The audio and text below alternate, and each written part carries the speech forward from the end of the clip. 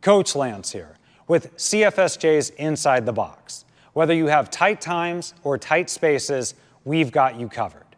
What you're about to follow along with is a 1-hour class shrunk into a 10-minute video. How do we do it? We create pause points, we write out equipment lists, and we give you substitution options to where there is zero thought on your part. So whether you have a hotel room, a hotel gym, or you're lucky enough to be outside, we're going to give you that great CFSJ feel when you're not at CFSJ. So let's take a look at the equipment list. Most of the times fairly minimal, and a lot of times you can substitute these things for things you have around your house, whether it be a water bottle or a filled up backpack. So let's go ahead and grab your phone, let's check out this equipment list, and let's get going.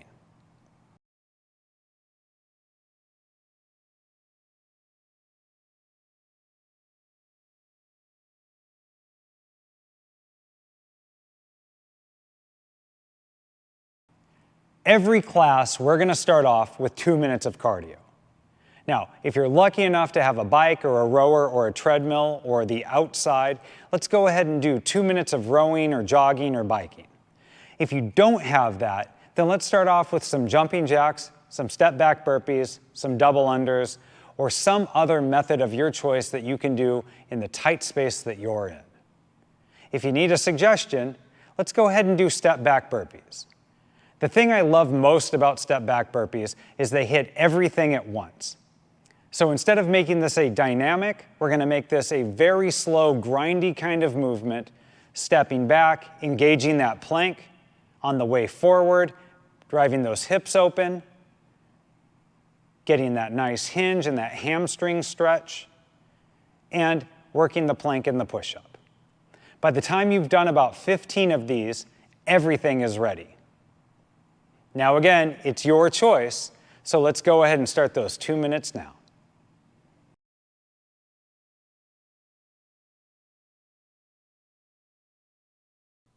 Today's dynamic warm-up focuses on 4 activities that are going to prepare us shoulder-wise and core-wise for both today's strength and the workout.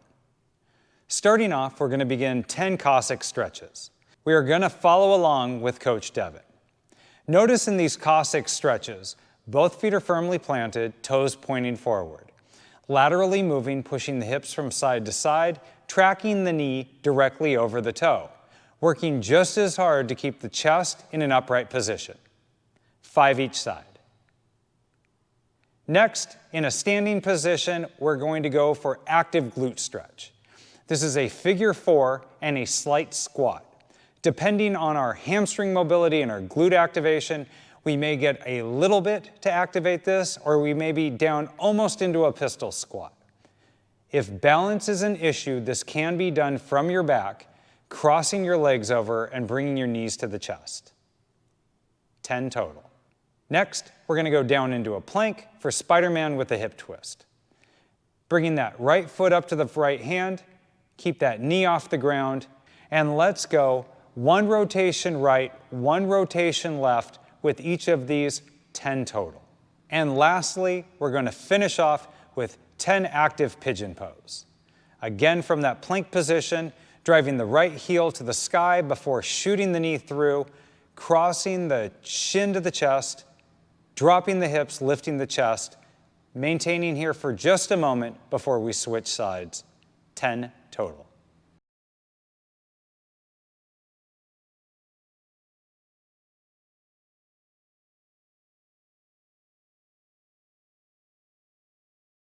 Today's activation is core, core, and more core.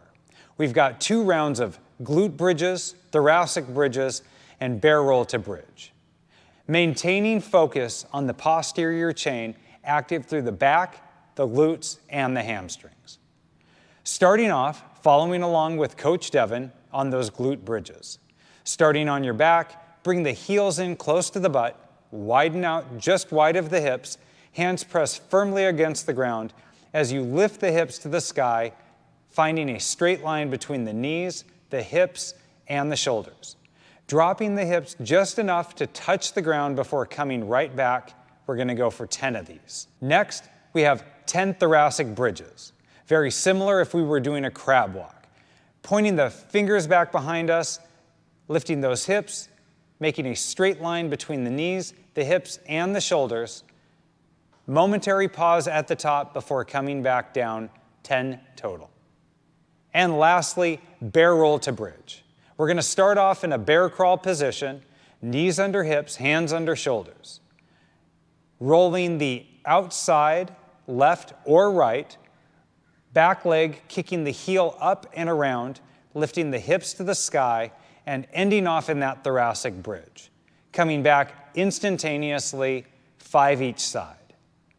Now remember, a bad bear roll is still a great activation, so don't worry if yours doesn't look like Coach Devin's. The whole idea is to get the body warm and active. There are 2 rounds of this as always. Go ahead and rewind and follow along with Coach Devin again, or simply pause this and meet me here for the next section.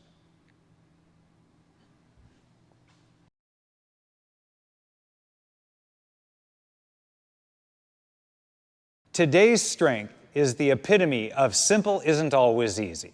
Our upper body development is a very simple yet difficult to perform task.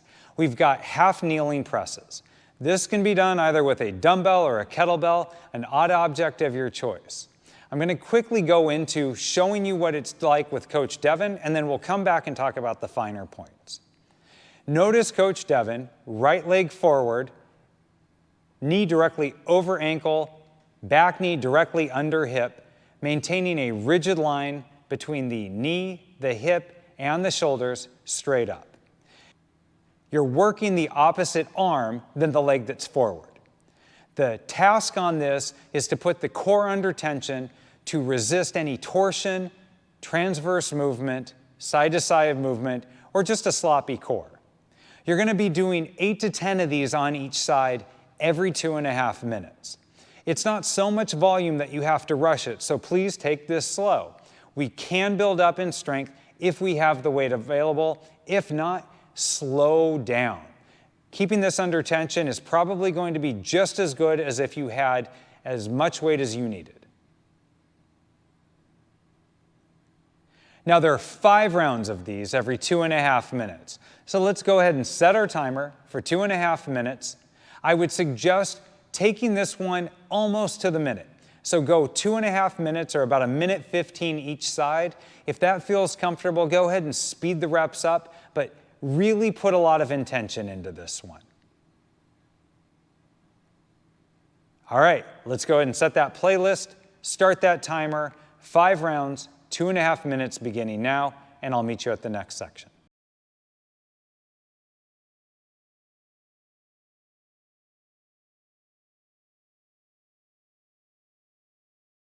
Let's talk about today's Metcon. The workout for today flight path is a very classic triplet. We have 3 movements that slightly correspond to each other over a 15-minute AMRAP. What we're trying to do is balance out the work over time so that we can get as many rounds as possible of this. Now, being that we're probably not at a gym and don't have a full gym environment, let's talk about what the modifications to handstand push-ups might be in case you can't kick up against the wall. Let's go ahead and find a place where we can elevate our feet and walk our hands back to pike.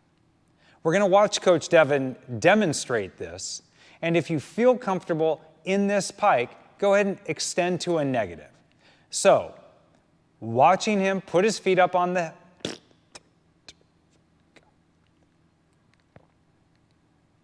So, watching Coach Devin, starting off by putting his feet in an elevated position, on a chair or on a box if you have one, keeping the core tight, dropping the head through and walking the hands back to pike.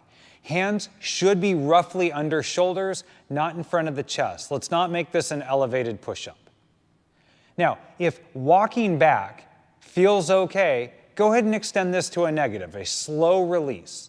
Now, if you have no strength to get yourself up, go ahead and walk yourself back out to a plank after this, and then walk yourself back into a pike.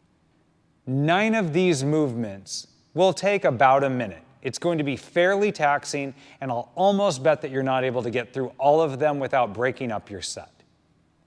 If you have a wall, we can substitute again for about a 60-second handstand hold against a wall.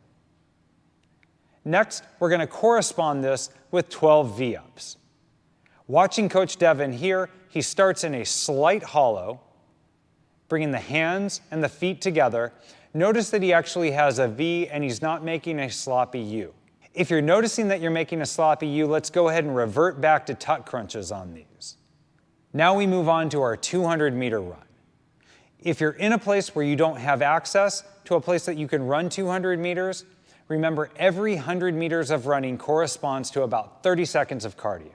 So in this case, we'll do 60 seconds of jumping jacks or burpees or double unders. Something that keeps you going. Let's not make it too complicated. We don't want to spend a lot of time fumbling over a skill move while losing the ability to get our heart rate nice and high. The intention of a workout like this is to have the highest part of cardio turned around right before the highest amount of skill and strength.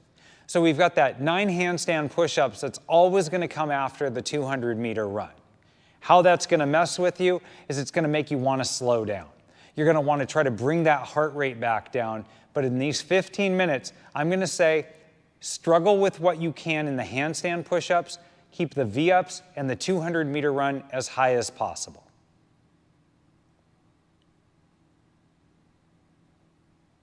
Let's set up. Not a whole lot of equipment for today. Just a place in which you can do your handstands or your handstand holds.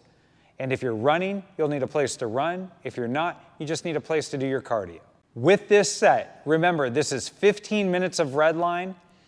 Make your rest happen when you need to take those rest breaks for your shoulders and the handstand push-ups. Let's go ahead and start our playlist, get our timer set, 15 minutes beginning in 3, 2, 1, go.